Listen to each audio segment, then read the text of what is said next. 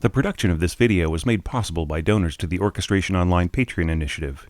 Please consider adding your support to the creation of free educational internet resources by visiting our Patreon page linked below.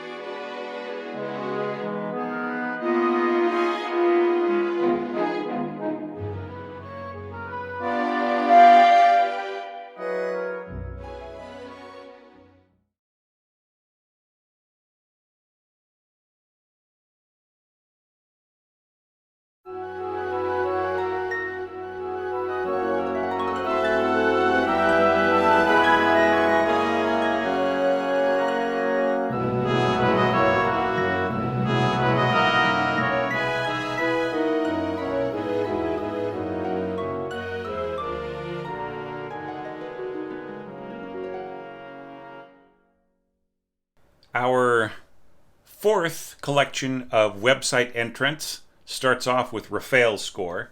And I just want to say once again that the order in which these scores are being presented or evaluated have nothing to do with grading or comparing one in quality to another or anything like that.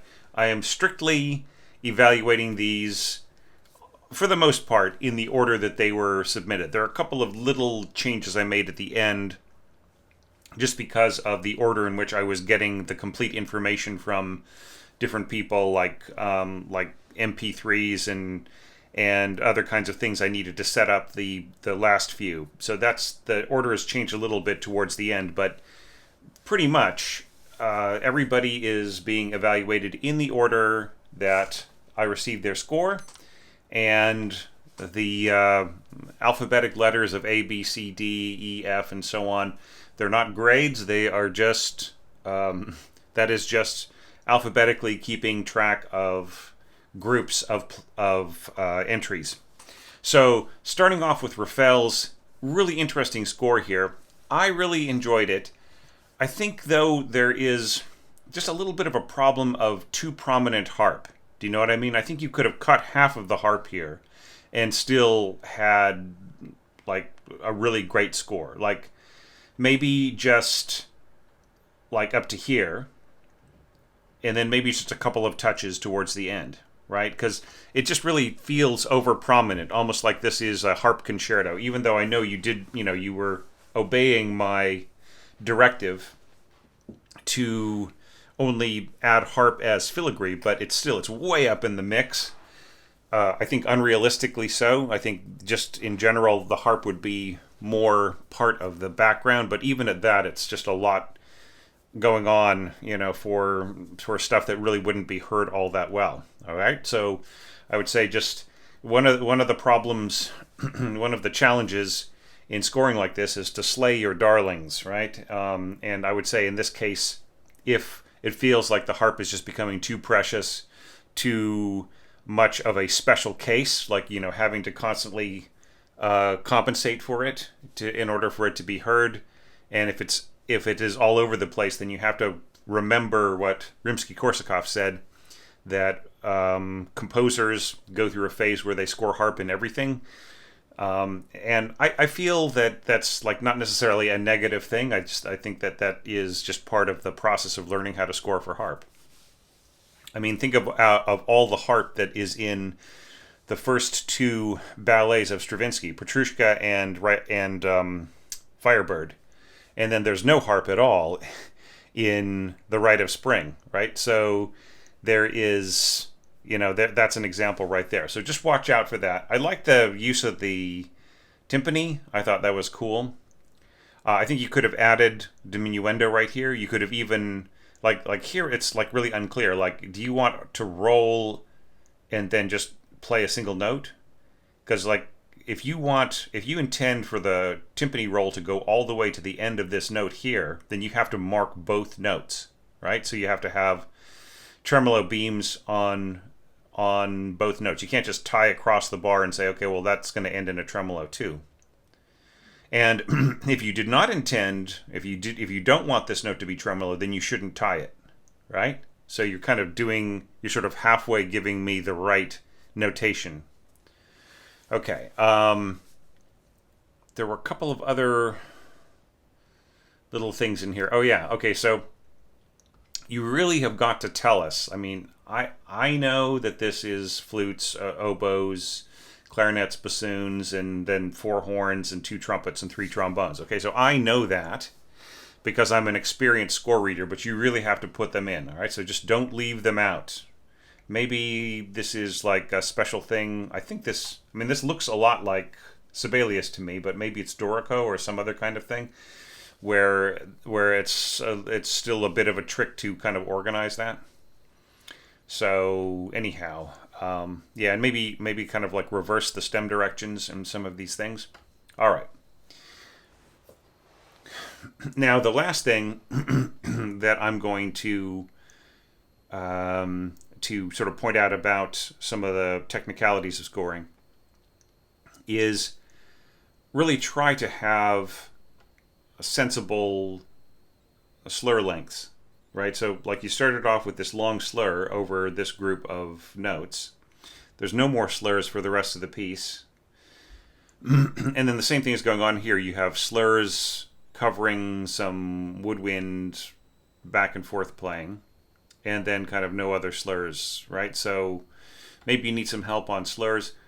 But basically, you should go and study like a Brahms symphony or maybe Tchaikovsky and look at how long the slurs are in the strings versus the winds, right? So the winds can play longer slurs, as you might have seen that at the end of the last group of scores, Richard Bobo, he had a score that had really long slur marks over the winds. That's fine. That's a very Ravel kind of a thing. But that is not going to work for your string players. So I would say, even though this is a faster piece, I would say at the most 2 bars, right? And then you've got these repeated notes. I think that's all really, really cool. So, yeah. So I mean, there's some nice ideas in here. Just kind of needs a little bit more polish, a little bit more craft.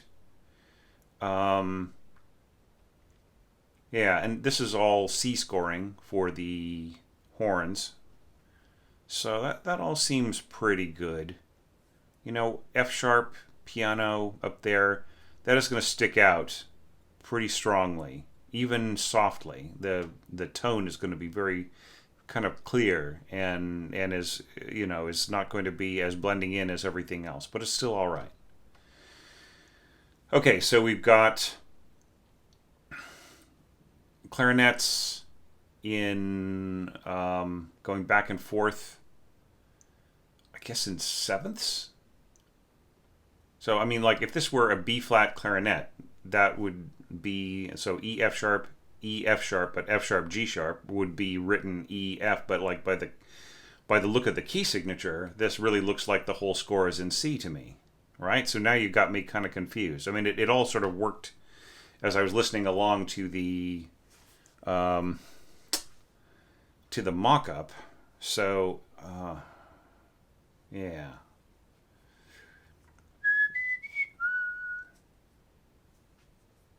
Yeah, so I mean, I think that is in concert pitch. So you just have alternating sevenths. All right, so that's cool. Right, going to a ninth here. All right, okay. So yeah, so it all works all right. And now here, I'm a little curious about this. Here you have got what looks like a measured tremolo, like 16th notes. So you're going yada da da da da da da da da, right? As opposed to here, which would just be brrrr. So if this was a mistake, if you had intended for this all to be measured tremolo, then sorry, if you'd intended this all to be unmeasured tremolo like this, then this all should have triple beams. Or you should have, I would say, you should write out the 16th notes for the first beat, and then so like I would say have four A sharps in a row as 16th notes, and then have a half note with a 16th note tremolo beam over it, and that will make it really, really clear to the player and the score reader, and your copyist, that that's what you intend. Because at this point, like followed by unmeasured tremolo, and then and it's really kind of inconsistent. Then you go back to 2 beams instead of 4 beams. So sorry, 3 beams. So it's just a little unclear, right? And then like here you've got, yeah, I mean it's just a little strange. All right, but I mean it sort of works. It seems to be all right. And then you've got and here once again I would actually write out the eighth notes for the first couple of beats or the first beat, and then just have the tremolo beam after that. Yeah, so I mean, this is all going to work pretty well. You've got a bit of a cushion here with the brass and the strings, so this is not going to feel too naked. But I would say if you didn't have that support, the repeating notes here might not be as effective as you plan. Okay, and also though, just the flute part just seems a little low here, right? So, like this would be better off doubled by oboe. Really, like right in here, that it would just be a warmer, fuller kind of combination. Okay, and then moving on. Ba da da da ba da da bum bum. It's good. So you've got the compromise there, right? You've got the harmony note on top, the melody note on the bottom. Okay, and then bum bum bum bum bum, and then here you're kind of just playing the same thing twice. So it's like there isn't any contrast between the two. So that's another approach that you could take. But keep in mind that that's not what Lily does. She does she actually has a very noticeable contrast in the piano part, right? And it's also not helped by the fact that you suddenly have forte middle strings right in here, just really strong.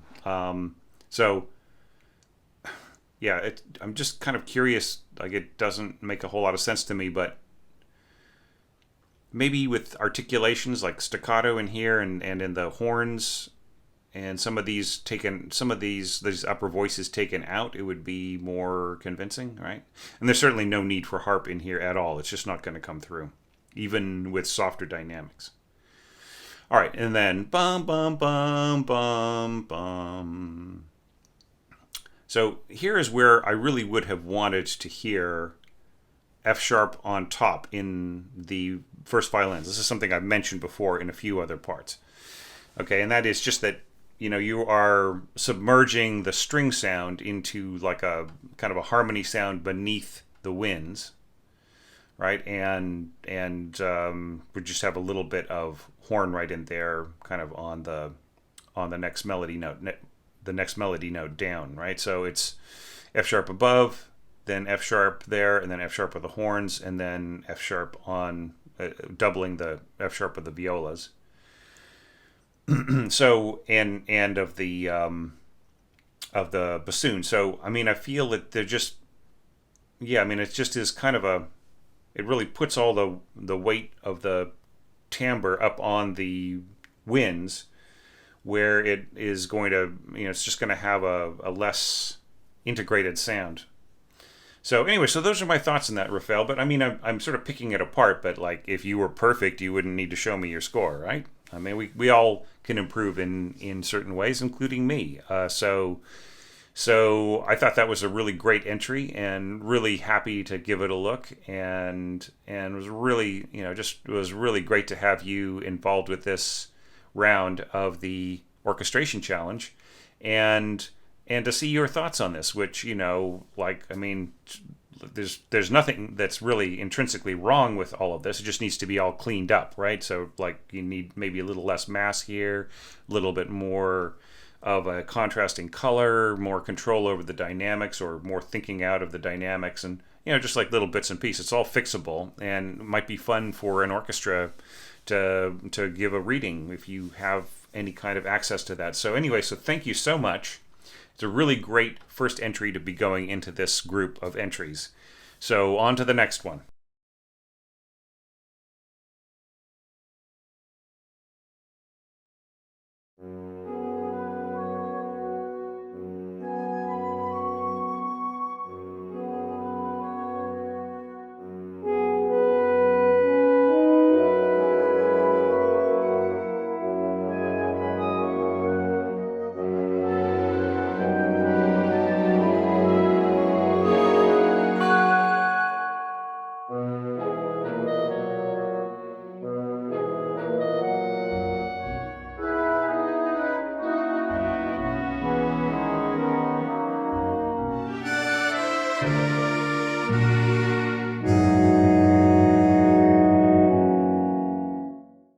The next score is from Pascal, and actually he submitted quite a few more bars, and it's almost as if this introduction here was just to kind of warm up and get going, because the orchestration gets much more involved after this double bar. But as you must understand, Pascal, I only can evaluate the first 20 bars, right? That's all I can make time for with the website subscription entries. So I really apologize that I cannot do more than look at this beginning. Now, there are a few bars tacked on to the beginning I'm not going to really talk about too much, except for that they set up things nicely here, nicely harmonized as the music continues on. And we've got bass trombone combined with cello, and that works all right so long as the bass trombonist is playing sensitively. It should be fine. So, English horn answered by flute, back to English horn, and then we have the I guess this should be first horn. You didn't really tell us which player was playing, right? So is this the second player? Is this the fourth player? Or is it intended to be two players? You have to tell us these things. I don't really see anything in this scoring that should be all that different from the standard 1, 2, 3, 4, right? Like that's what you're scoring here. You have the parts interlocking in the horns, and that is the standard way that one and two, right? 2 is the lower middle voice, and 3 is the upper middle voice. So that's exactly what you've scored here. So this really should be 1 and 2, 3 and 4. And then you do the same thing here, like you have the interlocking parts just fine right here. So there was no need to do the 1, 3, 2, 4 scoring. Okay. There were a few wrong notes in here, and it was kind of hard to tell whether that was intentional or whether you had come up with your own way of harmonizing some of this, or maybe you didn't quite transcribe it correctly from the piano part on IMSLP or whatever else your source was. And there were also a few other strange notes towards the end.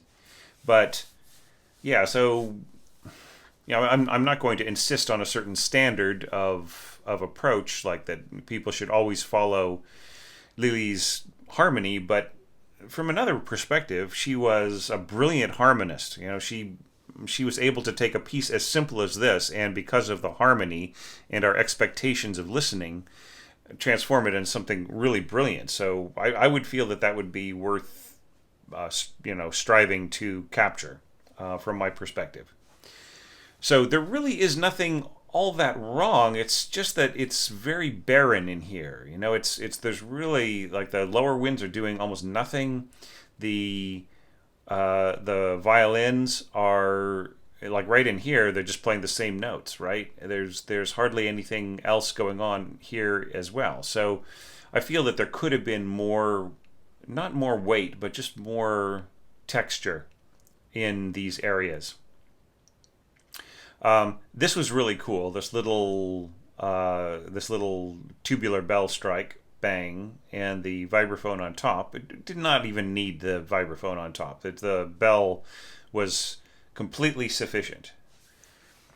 Now we go to here. Ba-da-dee-da-dum, ba-da-da-dum.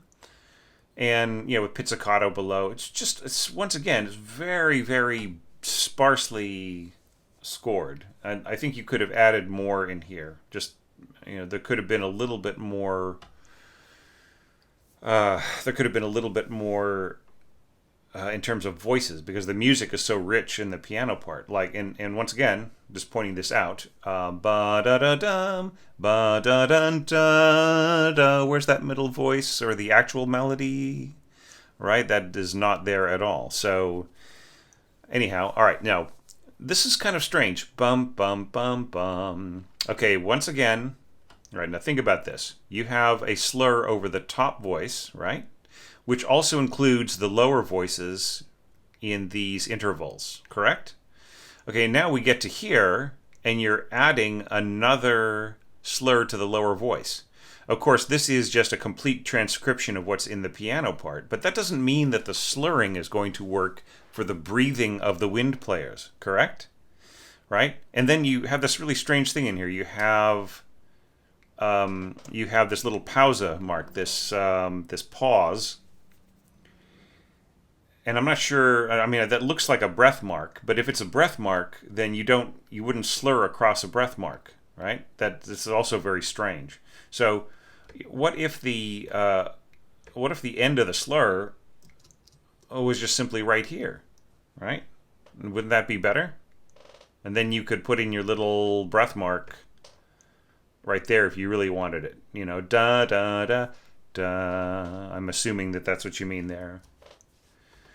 Okay, and then the same thing here. Like, see that once again, it doesn't really make sense to slur over the top of joined notes and then add another slur to the second voice because the second voice here is already slurred, right? So then you're adding another slur. This is just like the same slurring as from the piano part, right? But you could have done this. Let's see.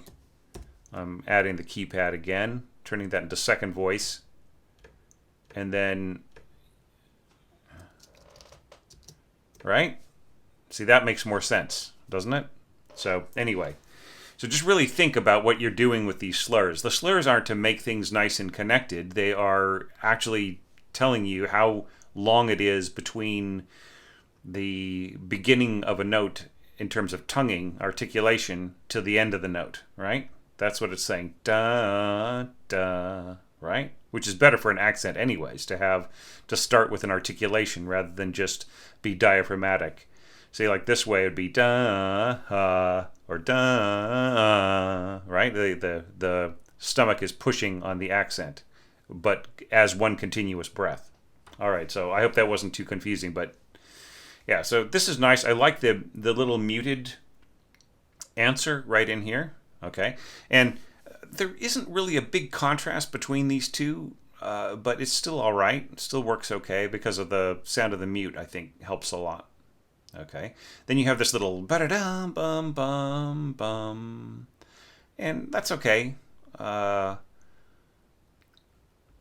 and I think that I think the harmony was a little dodgy in here. Yeah.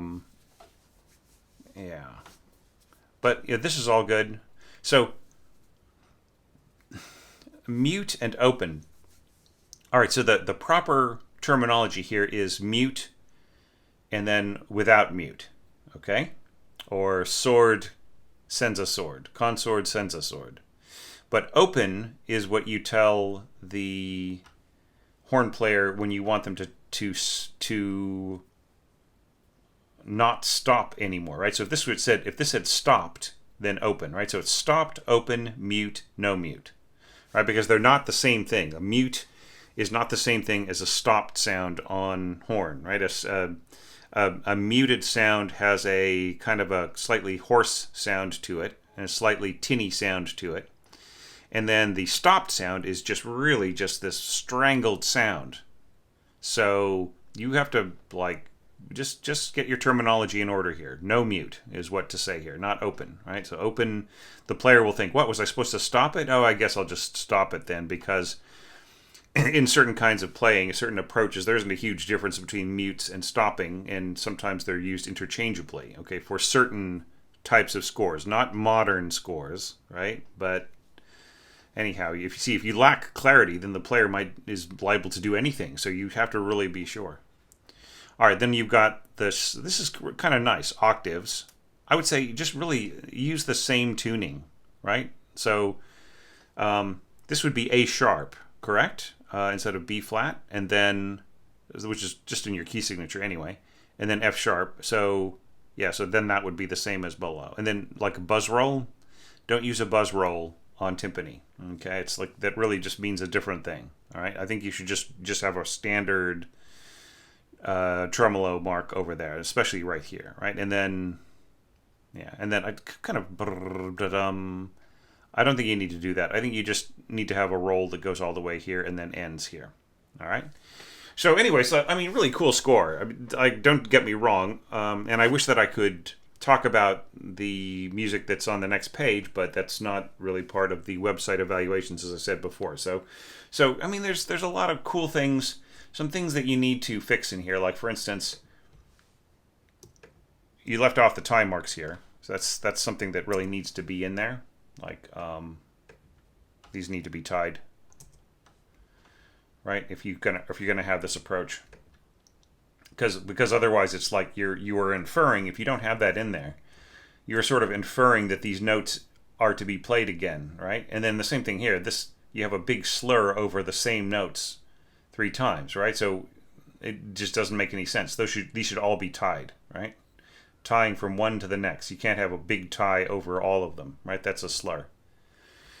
So anyway, I mean, I'm guessing that this is an early effort, and that it's, you know, or maybe to this style, if not orchestration itself, or to this style of orchestration. So I mean, that's pretty good considering there's some really beautiful colors in here. So keep up, you know, keep working on it. Please enter the next orchestration challenge. It would be really great to see a score from you, and really thank you for submitting this and you know, showing some really beautiful ideas like right in here. That was fantastic, you know, and there are some other really great touches in this first screen. So thanks again, and now on to our third entry for the D group.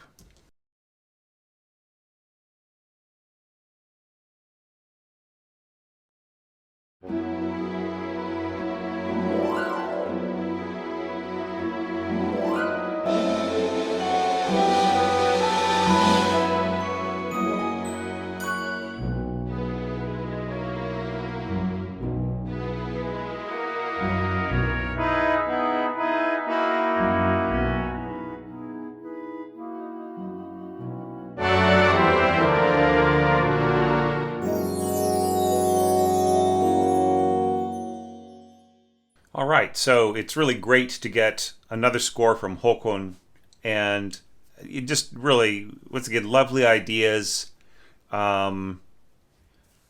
Just yeah, some fun stuff in here. A few things I think I could help you with. The first one is that I think you need to get the Harp Glissando plugin from Sibelius.com, which is free. I think, hang on, let's see, I'm going to go to the Home tab, and yeah, here we go, Harp Gliss. So, like, I haven't selected any notes, but hang on a second. Let's try this out, just to show you how it would work. Try that again. So basically, I get to pick all of the harp tuning, and then it will insert MIDI playback pitches to go between these two pitches right here. And you can also set the diagram just like this, and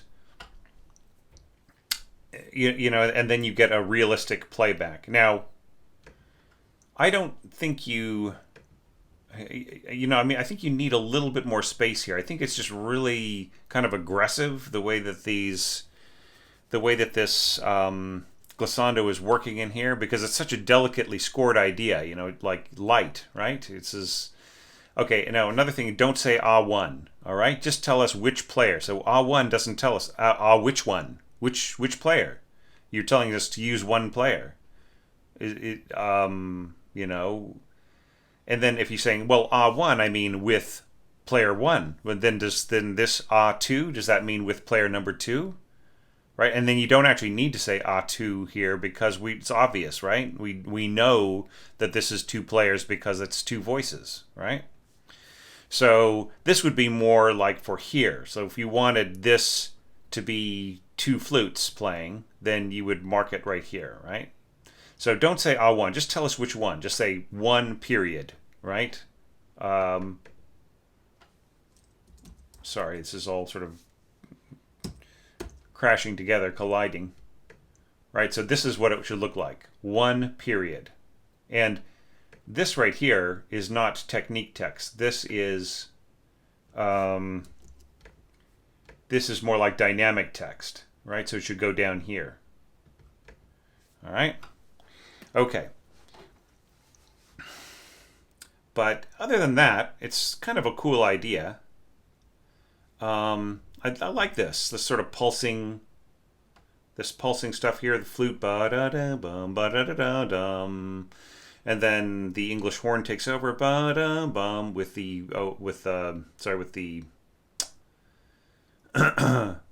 with the bassoon, first bassoon, and then clarinets, bum bum bum, and then the oas, da da dum, and then the flute, bum bum bum. Right. So sorry, no, I went way off.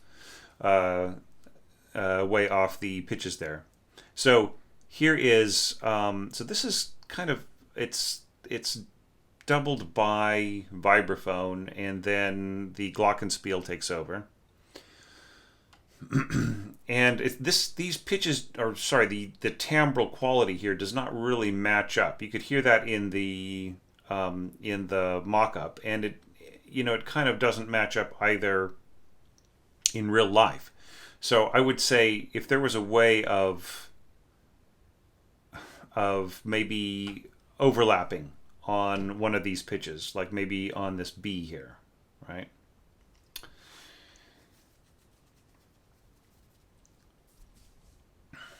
And like all of the harp arpeggiando here is fine. That's great. So that's fine. Okay, my only problem here is that you're sort of using the same melody notes twice, or the same melody instrument twice, right? So first we have flute at the beginning, and then we have a variety of different wind instruments taking over.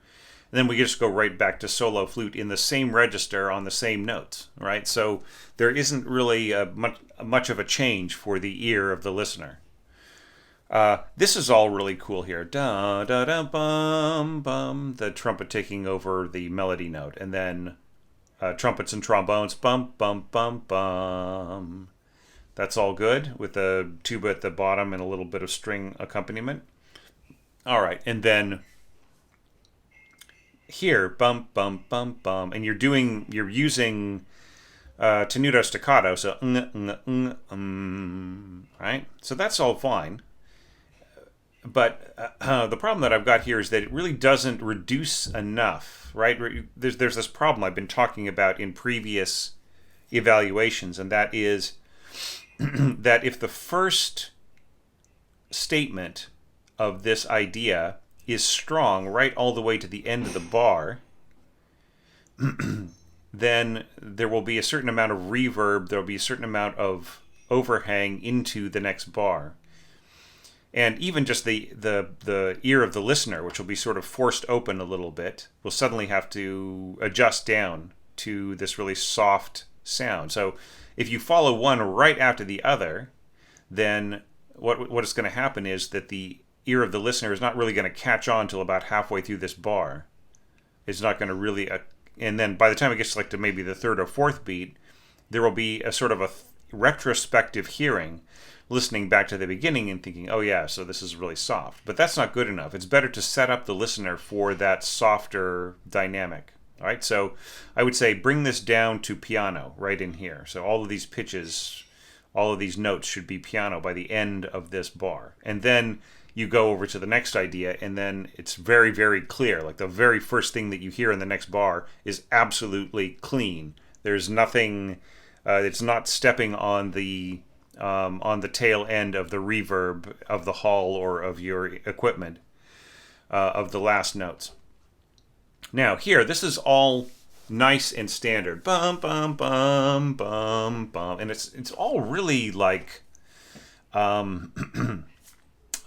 just like kind of brute force. Now here, I don't think that this is a good idea. Okay, to have the trombones in octaves. Now it's all possible, but there really is no need for you to do this because you're sending the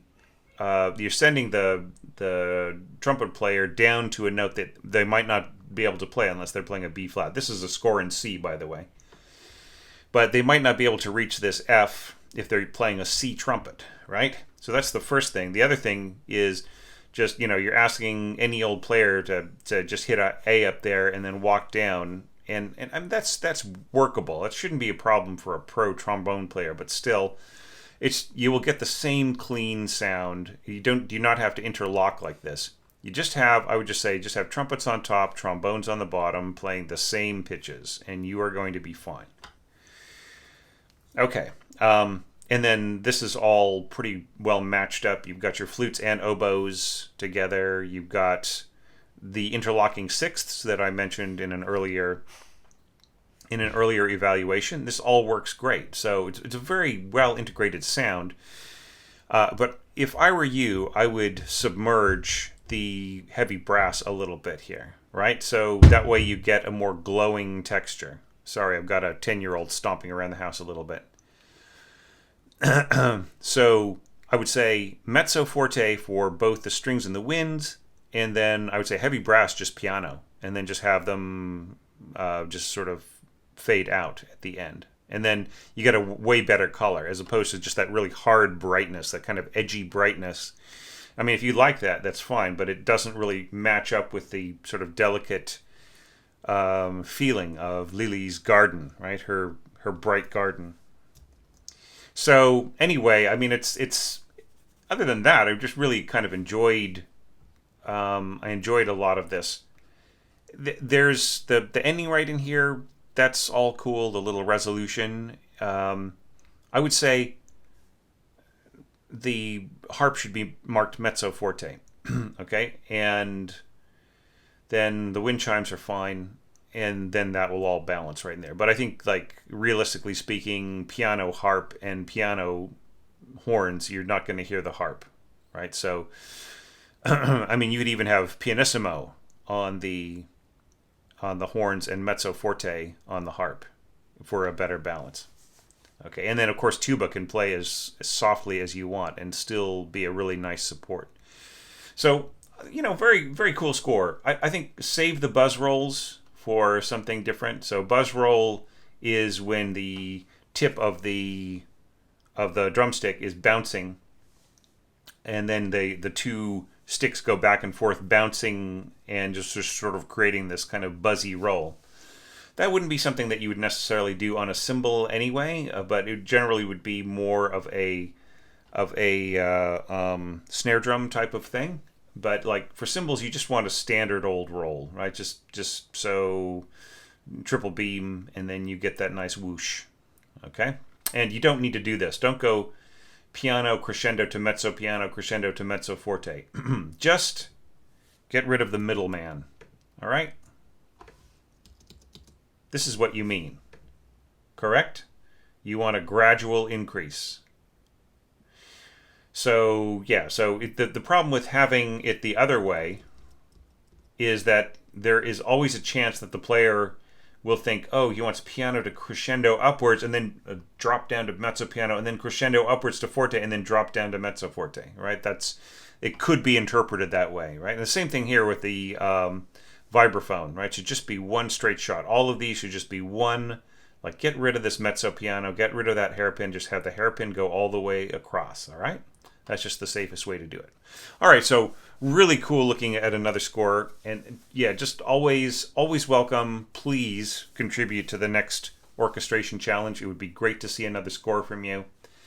and yeah, just really terrific to see the gradual change of perspective and growth of craft in a lot of these orchestrators who have been contributing over the years.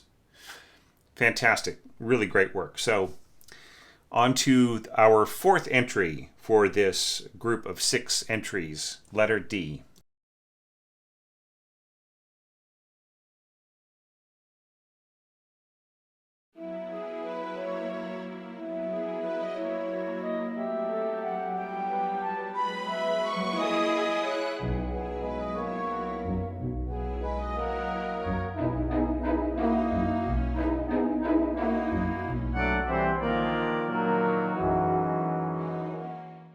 All right. So now we have Laura's score, and I know you were really worried about this one, Laura, and you sent me a few different drafts, and you did a lot of tweaking and other things, and I just really want to make sure that you are aware that I'm only, like for the website entries, I'm only analyzing or evaluating the first 20 bars, right? So, I mean, I really thought that the ending, the way that you scored it, was extraordinary, and I wish, there's so much to talk about.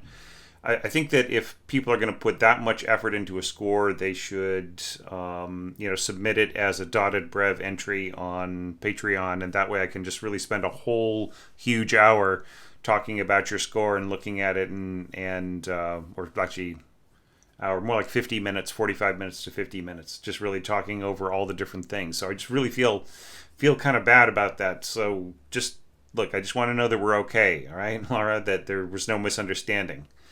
Okay, so this first page, it just feels like similar to a score or two ago when the orchestrator was just kind of just getting started and just ready to kind of hit us with something really amazing on the next page.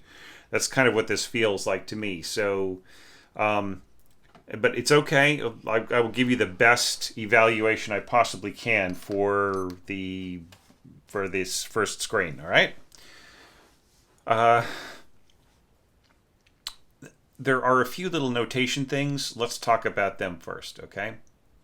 Right here you have CLB, col legno battuto. So I think, if it's a question of activating the playback, I'm not sure. I'd have to write that out and then test it. I think there is a col legno battuto change to the sound set in Note Performer, which I think we're both using. So maybe write that out entirely. I think that there are some string players who would rightfully be confused at what CLB means, right? This is where you would get a raised hand at rehearsal, like, what's CLB mean? Oh, right, col legno, but, and then they would write it out in pencil anyway, right? So just write it out. All right, it's kind of like writing out sul ponticello as SP, right? Which I've seen on some scores. So yeah, just write the whole thing out, and you don't even need to say battuto. I would just say just col legno in the context of what this is. It really is pretty obviously battuto rather than tratto. Okay. There's a couple other things. So we'll just touch on those as we get to them. All right. So in the scoring here, there's a lot of very very finessed scoring in the strings, first desk only here and there, right? And that's kind of like 2 players plus whoever else they're doubling, like the English horn player here, the flute's there. That's all good. You get a richer wind sound that way, but it's still pretty delicate, and it's going to need a lot of balancing by the conductor, right? So, they'll have to be aware of that and really thinking about it, and willing to spend that time on your score.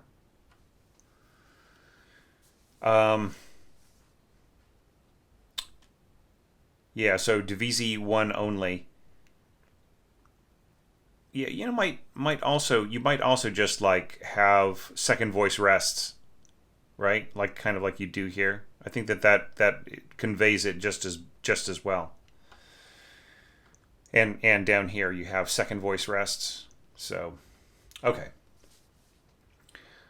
All right, so it's a very delicate and yet a very lively and spirited arrangement, and I like the fact that you didn't overdo it on tempo changes and everything else. It's just really kind of clear, and it works on its own. It doesn't really need a lot of tweaking. Now, one problem though that you're facing is that you are overlapping to certain melodic notes, okay, and there just isn't enough carry through, right? There isn't enough carry over for the meaning of the melody, right? So, da da da, and as this is holding it mezzo piano in flute one, ba, you have the second clarinet going ba dum. So the dynamic isn't the same. This should be the same dynamic, or you should have crescendo, right, and then mezzo forte diminuendo, and then you would hear the continuation of the line better. Da da da da. But right now, what we're hearing is da da da da. Right, so it's just really not coming through very well. Then the same thing here, da da da dum, and and then we have that same bum bum right in here. It just doesn't really have that much. It doesn't really seem to have that smooth of a line, and then da da da da da da da. So we're having some similar approach to my score, where I had one of the melody notes continue, or sorry, a melody line continuing on with in an instrument sort of cutting in and doing these falls. But I feel like the dynamics here are a little inconsistent, right? So you're saying piano here, and it's like you don't really want that line to be very loud, and then we have mezzo piano here, and then a crescendo poco what though? Poco forte, or you just want the crescendo to be mezzo, like a sort of like a poco crescendo. Yeah. So, but like what you have to understand though is a mezzo piano crescendo of barely anything is barely anything. It already is barely anything if you go mezzo piano to mezzo forte, because mezzo piano is like a color more than it is a dynamic, right? It is a kind of it's kind of a lessening of the intimacy of the piano sound, right? So it's sort of like mezzo forte is a lessening of the force of the forte sound, right? So it really is kind of a blah sound. It just really doesn't convince very much, right? To just have this. I mean, I know what you want here. You want to just you don't want it to be too soft, and then you want a little push. Okay, so that's fine, but you have to think about the kind of blankness, the kind of grayness of mezzo piano, of that tone quality. Okay, well, I won't harp on it too much, but anyhow, you could. I think my computer went offline. You could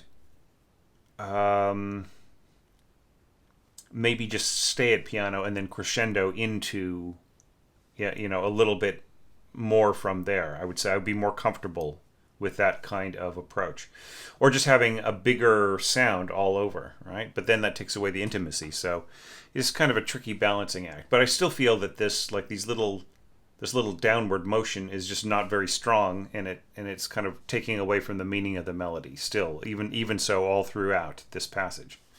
But I mean, other than that, it's really beautifully orchestrated, really, and just a really wonderful spare sound. And yeah, I just really wish we could dig into the next page. All right, so bum bum ba da da bum bum ba da da dum. Yeah, just like and once again, sort of look at some of my other evaluations about how like this high note here, written C sharp in this case, is not actually a melody note. It's really the D sharp that's the melody note. Da da da da da. Right, with the upper note as a harmony note above the melody.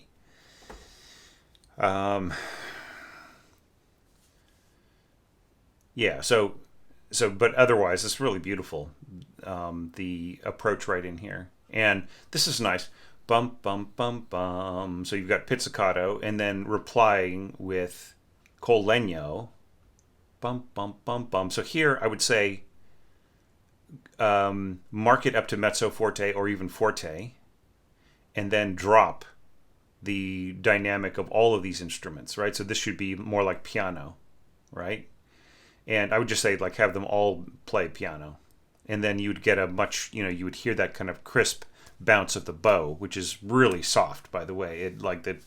It's surprisingly soft. I mean, I have used it maybe 2 or 3 times in my whole career, and both times I knew going into it that col legno was not going to be that big of a sound, and I was still, I still felt that I should have marked something else, when or maybe used a percussion instrument or some other kind of thing. It just did not really it did not really convey what I wanted it to. So, and what's really horrible is that sound sets, but they completely lie to you about what col legno battuto sounds like. That it's just a strong, punchy sound, but it is not at all. It is a very soft sort of tapping sound. So yeah, so I just say really drop the volume on your winds and boost the volume on your col legno battuto. Like I would say even up to forte. And then you would just get a better balance. Now, bum bum bum bum. You've got trombones and trumpets. So you want mezzo piano on a high A flat there, and that is really not possible. You could get mezzo piano sort of maybe at around G or F. And yeah, so just like, and starting cold too. The trumpet player has not played anything so far, and then they just sort of have to start off on this high note. Bum bum bum bum. So what if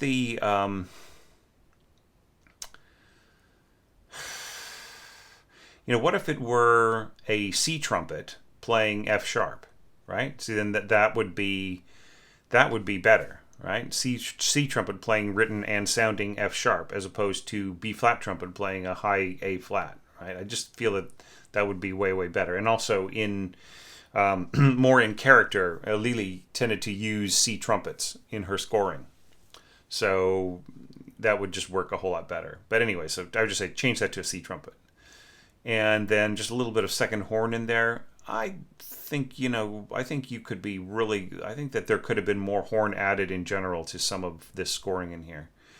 And then just a little bit of resolution there. That's really lovely. The trombones, a little bit of horn and bassoons, and just some lower strings. So I mean, it's a really great first page there, Laura. And I mean, it's definitely, you have the makings of just a really keen, imaginative orchestrator. And yeah, once again, just wish I could evaluate the next few pages. Wish that there was time. Wish that I had enough voice to do that. I don't even know if I'm going to have enough voice to do all 146 of these evaluations. I'm pretty sure that it'll be a fine, but it's just a matter of how many can I do in a row before I start to get laryngitis. So, anyhow, thank you so much for passing this one along. Just really enjoyed looking at it, and just all over. You do have. I mean, there's a lot of things to fix, but you are somebody who has an overall vision to to what they're doing. So that's always really great for me to take a look at. So thank you so much. All right, so on to our next evaluation.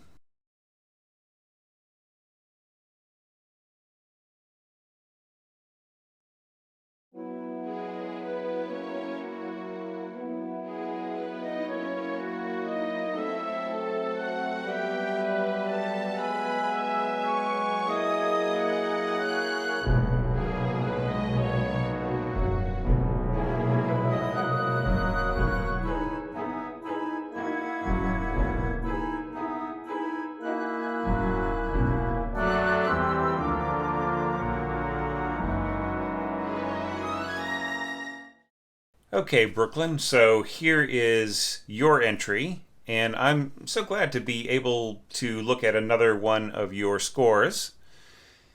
We recently had you over on Patreon for kind of a guest contribution to the to our monthly evaluations. So it was great to look at your score. Then I hope that you've gone on and done more things with that. And for this evaluation, like other orchestrators, you submitted like a lot more of the piece than I can evaluate. So yeah, the website evaluation, just go to bar 20. I hope that's okay. Just want to make absolutely sure that we're clear on that, because you had some great stuff in the next few screens, and it's just just a wrench that I'm not able to do that because of the just because of the time element and so on and so forth. But yeah, just if you have a really ambitious project, like if you really are looking at one of these evaluations and you just really want like a whole hour of me, or 50 minutes or so, 45 minutes of me talking about all the different little things, then the Patreon thing is the way to go for that. So now, like, getting back to this score. All right, so we've got some interesting stuff going on in here. I really like the overall way that this was done. You probably would want to work on it a little bit more. There's a little bit of slurring that's a little unclear. Like, for instance, it's not real. I'm not really sure how you want to do this. Like, you really want dun dun dun dun dun or dun, right? Like, what is it? Is it supposed to be slurred or not? Like we got slurs here. Do you really intend more to have something like da da or da da da, right? So like maybe some of those decisions weren't really perfectly clear. There's a few things left off here, like maybe slurs over the top of some of these things, right? And kind of not sure, like with these reverse, you kind of have the tie going the wrong way, which sort of seems to suggest that there's a missing first voice on top, right? So I'm also kind of unclear on how that would all work. Maybe you intended to put like a slur on top of that. I would say for these really long durations here, it's kind of better to kind of divide them up, a little bit, just like maybe 4 bars each or 2 bars each. So yeah, and just sort of like the way that you did with the bassoons, right? You're giving the bassoonist a little bit of time to breathe, right? I think you also played bassoon, as I recall. So yeah. All right. So, but let's look at the orchestration here. Like, we've got a fairly static pad in the background that basically just builds in volume. Okay, so there isn't like a whole lot of difference. There isn't like really a cumulative change of color here, except for that you're adding voices, the voices that had played melodic content before, just add to the harmonic texture as you go forward. All right, so that's all well and good, and you have like an octave approach in the strings, in the violins, I should say, to the melody, which is sort of picked up, doubled by oboe, clarinets, going all the way up to flutes. Okay, and ending up there. So that all works fine, right? So it's just a slight question about, do you really want it to build all the way to the very, very last loud note, and then here you have sort of like this drop a little bit, like you're staying loud, then mezzo forte. So pizzicato. So you're intending this pizzicato to last 5 beats, and it probably will last only about 2. So I would just really mark this just like as a half note, or even maybe a dotted half note, say F, SOS, sostenuto, right? To really try to get that. Yeah, kind of cool bassoon scoring right in here. I think that's really awesome. And then like you've got, it's like having what they used to call a bevy of bassoonists, like having 3 bassoons or 4 bassoons in a score is very similar to like French Romantic period scoring. You used a lot of bassoons, and why not? It's a great instrument. So yeah, but like maybe mark how many there are right over here, right? Just like 2 clarinets and 3 bassoons, 2 flutes, and so on, just so that the score reader has a better conception.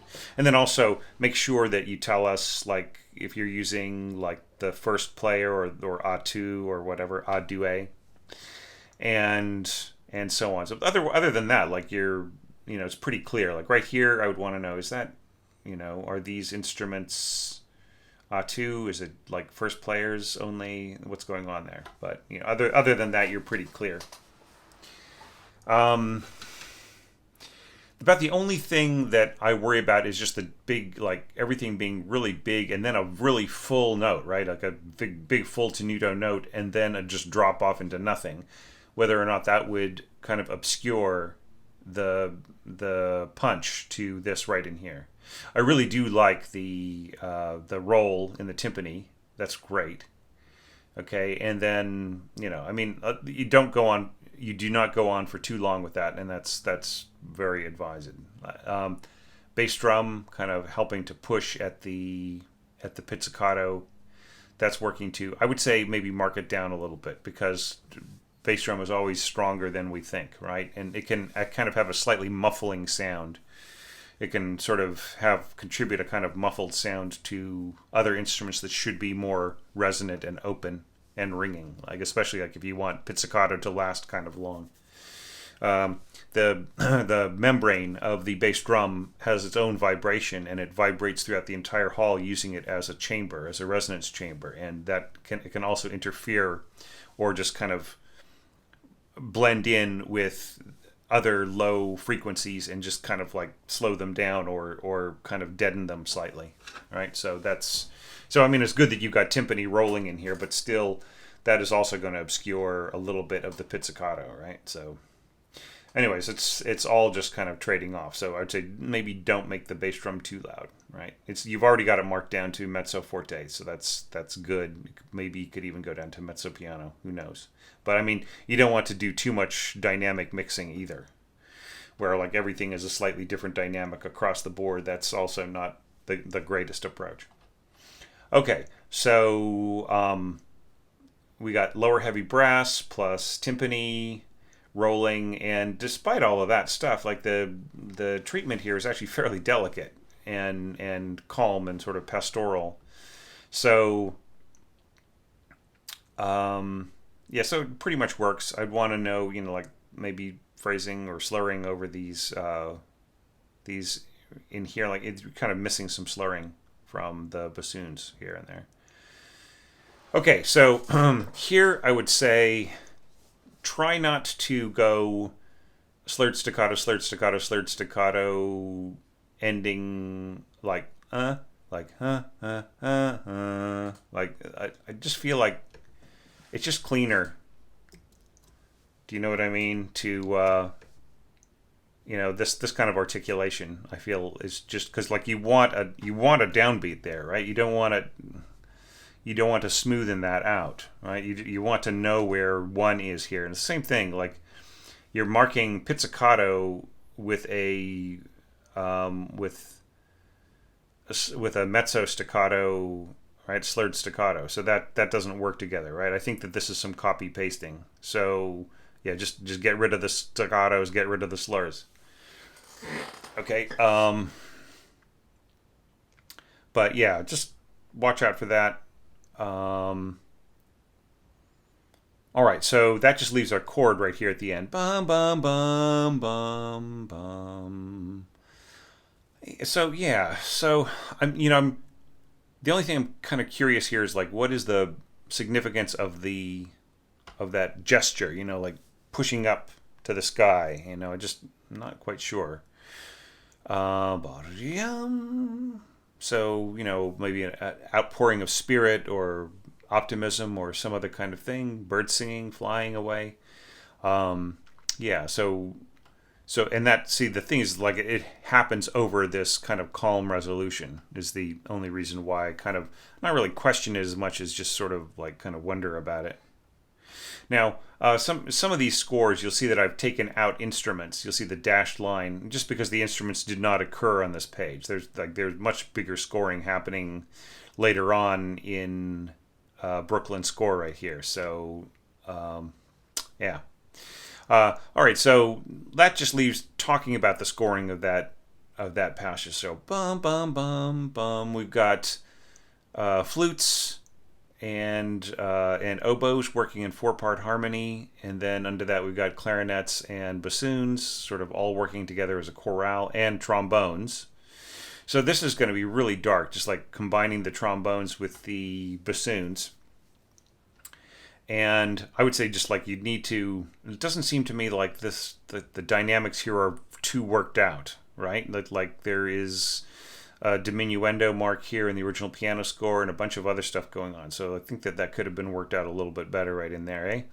But also just balancing the trombones from the bassoon. So you as a bassoonist probably you probably know all the best trombone jokes. Um, I my daughter studied with Steve Paulson of San Francisco Symphony, and he would like tell us bass trombone jokes. Not anything, not being mean, but just being silly. Um, so yeah, but the main point that I'm trying to make here is that like you are going to need to balance this out, obviously, right? Bassoons against trombones like that. So you're going to want maybe like if this starts off mezzo forte, as I believe it is in the piano score, then this should probably be more like piano, right?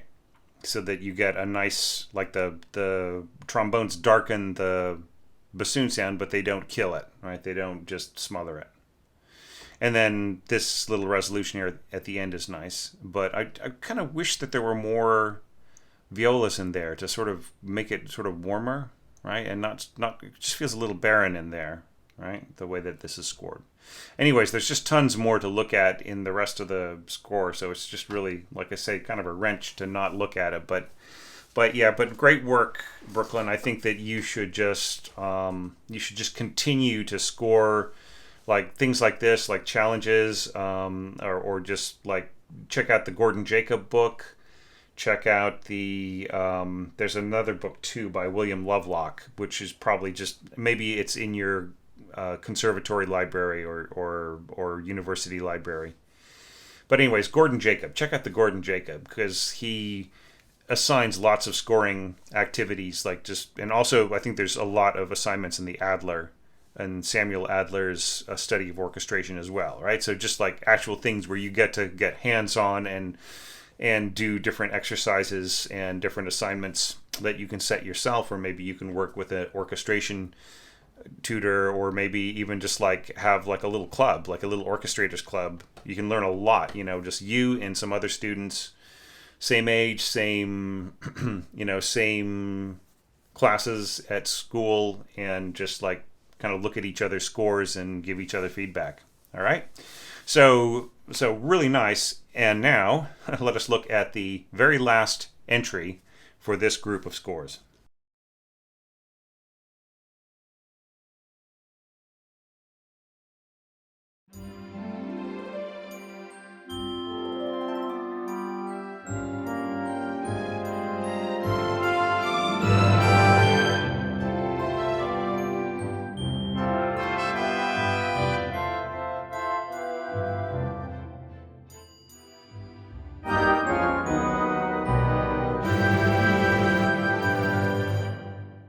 The very last score for this really cool group of entries is from Vasil, and just really enjoyed this. Once again, you could hear that there's a sense of polish there, and just a real sense of confidence to the scoring.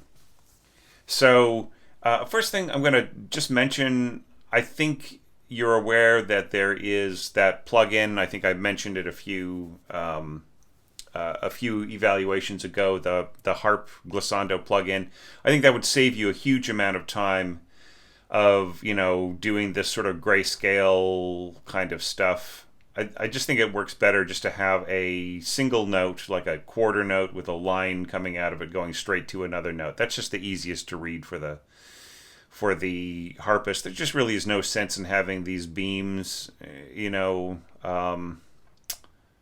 like let's turn off, let's hide all invisible things. So you want this because you want the beam to sort of, to kind of go across like this, but it's you still need the line that says, just a line, or a line that says glissando. So if you have that, you don't need the beam. All right. So so just get the harp glissando plugin and use that. All right. So I have been kind of cautioning people up to this point. I think I'm just wondering how many how many scores have I evaluated up to now? I think there's like 418. So yeah, so like I've evaluated probably about a quarter of the scores, at least, that are in my roster. And sorry, I'm not sighing because I'm tired. It's just a long day, and I had to go out and do a few errands, and now I'm coming back just to do this one last evaluation, so that I can upload, or excuse me, I can export this video. So yeah, I have been cautioning people against too many upsweeps, or against like broadcasting, as I was saying, like just like really showing people where the apex, where the musical idea is, kind of pointing to it too much. I'd say, like, in this case, I'm forgiving up to this point, and here I would say it's maybe just getting a little too much, kind of going up to those points, because we already have it set up pretty well, and this all is done as part of the energy of the phrases as they move along, rather than coming before phrases, sort of being added on to the music, right? So they are less, they don't protrude themselves into the musical idea as much. So other than that, nice harp writing. I think these could have been rolled, all of these chords. And and a lot of glockenspiel in there as well. So you might want to just, a lot of glockenspiel, a lot of triangle, makes it very, very bright and glittery, but maybe it's just a bit much right there at the end. Yeah. Okay. So let's talk about the orchestration itself. So starting off with violins, and I think you could just start piano. You don't have to start mezzo piano. I mean, let's not pretend that mezzo anything is a default dynamic. Like, hey, let's start at mezzo piano, or let's start at mezzo forte. Just start at piano, right? Start from somewhere so you can go somewhere. Mezzo piano is sort of halfway through the story, right? So why not just start at the beginning of the story at piano and then go to mezzo piano, right? So just because like I mentioned before in a few other evaluations, mezzo piano it's not just that it is a kind of an uninteresting dynamic. It's also that it is kind of a grayish color to the instruments, right? It doesn't have that sense of beauty and in restraint or force, or the kind of the color of force. It's just really this kind of blah, sort of, it's dishwater is what I kind of think about it. It's kind of a dishwater color. So yeah, so I would just say start soft. It's fine. Start soft. The whole audience is listening, right? And then you can just put in a hairpin, right? That's where you can get your dynamics from. You do not need to mark the bowing at all. So I would just say da da da da, and here, like, you are slurring across the downbeat. Just like where's the downbeat? Da da, right? That doesn't really feel like there's much emphasis on the downbeat. How about da da, or even da da da? You see what I mean? Okay. And I like the little answer from the glockenspiel. That's kind of cool. And then you've got English horn and bassoon, first bassoon in octave. So we're going to a wind. It's like wind orchestration. Bum ba da da da da, and then the whole orchestra comes in. Bum bum bum bum bum bum bum bum. And I like the way that you sort of mix it around across the groups. It's really not going to make that much of a difference here, going from violas to violin to second violin and then first violin. Won't make any difference at all. It's I mean, you might, like, if you're really paying attention, you might see you might hear the voice travel across the strings a little bit, but most people are not paying attention, so it's not going to be as powerful an effect as all that. But this is kind of interesting, just emphasizing those second beats in first trumpet and first trombone. That is a cool idea. And then just like a stomping here with the bass clarinet. That's very cool as well. I think that you need crescendo right in here. See, like you could go piano, crescendo, like little hairpins going back out, and then piano again, I would say. It's fine. Piano, solo marking on the English horn and the bassoon, and then crescendo to mezzo forte by here. And then you can just go forte, fortissimo. Very cool that you get so much energy out of it, but it doesn't beat us over the head. That's nice. That's a nice sense of proportion. Okay, so that leads us to the second subject. Ba-da-da-da-dum. Here I kind of have the same slight reservation that we're kind of reusing a tone color that we just used, right? So like we were just playing around with strings and flutes carrying the melody, right? And now here we are back again, strings an octave lower, flute and clarinet in octaves. Right, so it's different enough, but it is still pretty similar. So bum bum bum bum bum, but then you provide this contrast right away. Trumpets, nice and smooth. Now this doesn't really make any sense. Like the slurring, you've got all voices slurring to the first beat, and then you have the second beat slurring to there. So that's just too weird.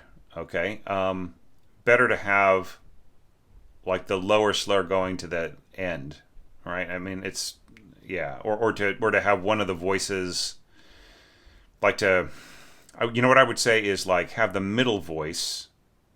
Like it seems to me that the lower voice is meant to go ba da dum. Like it's coming in here ba bum bum.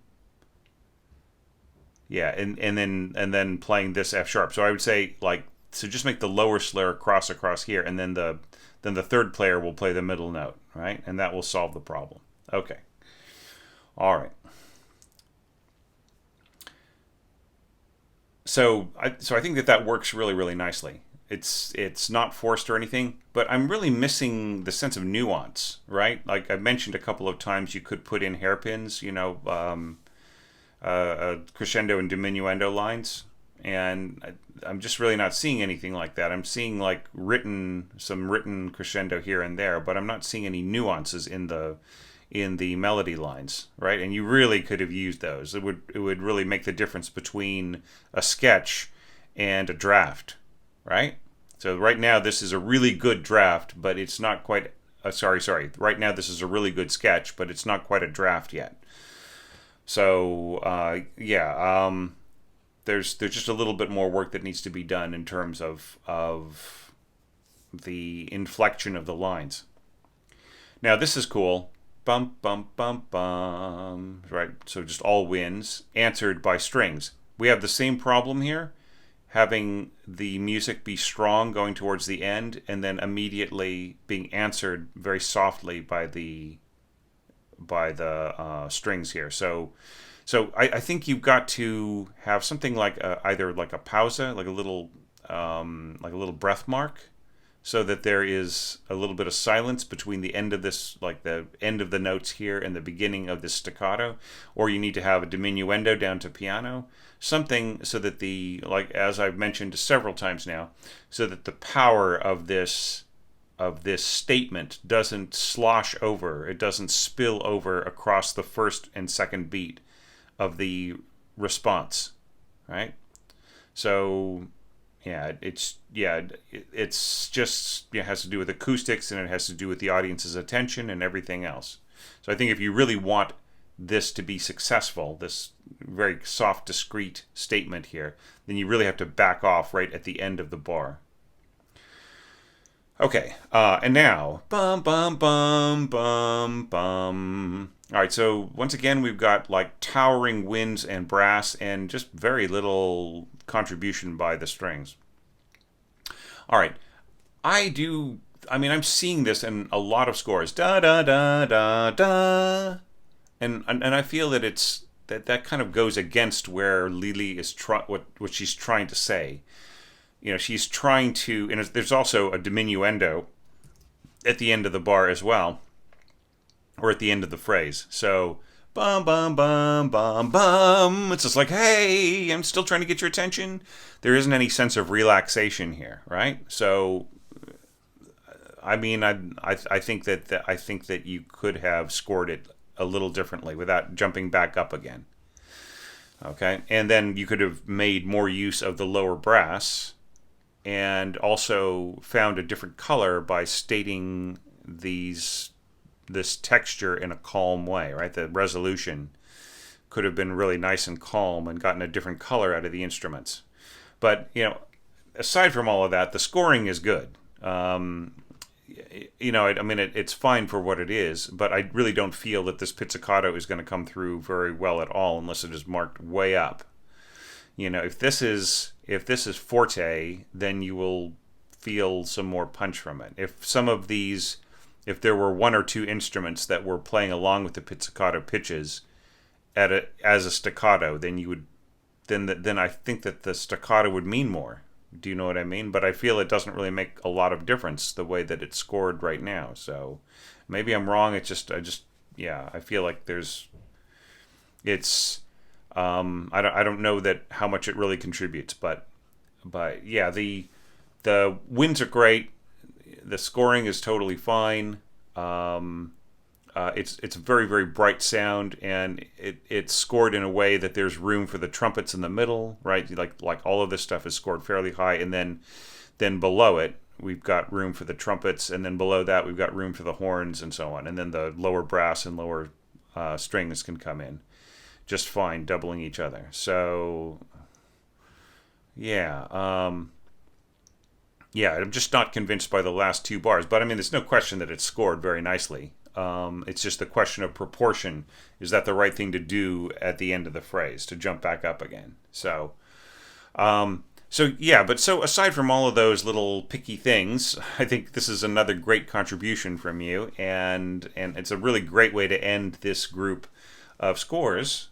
Once again, this was had a different vibe from the last group of scores. This one had like a nice array of people at different stages of development. But everybody had a really great imagination that they were bringing to the job, and that really amazing ideas. Even, I would say, like some of the most fanciful flights of imagination were from some of our most beginning orchestrators, and I think that that's fantastic. I think that this piece has inspired a lot of people, and including me. And looking at your inspiration is inspiring me as well as an orchestrator. And I'm now thinking ahead to the next challenge, and there's several options that I could do, and including one composer whose works. It's going to be a while before they are kosher for us to arrange, but I don't know. It's a lot of work to get in touch with the estate, but I might get in touch with the estate and see if we can tackle their works someday soon. Maybe not next year, maybe in a year or two. Or in a couple of years, excuse me. So anyways, obviously I'm babbling. I'm tired. It's been a long day. I evaluated about 18 scores today, or 15 scores today, but it was great, and I really enjoyed it, and I want to just jump into a bunch more tomorrow. So thanks everybody so much. This was fantastic, and I will be back tomorrow with more evaluations.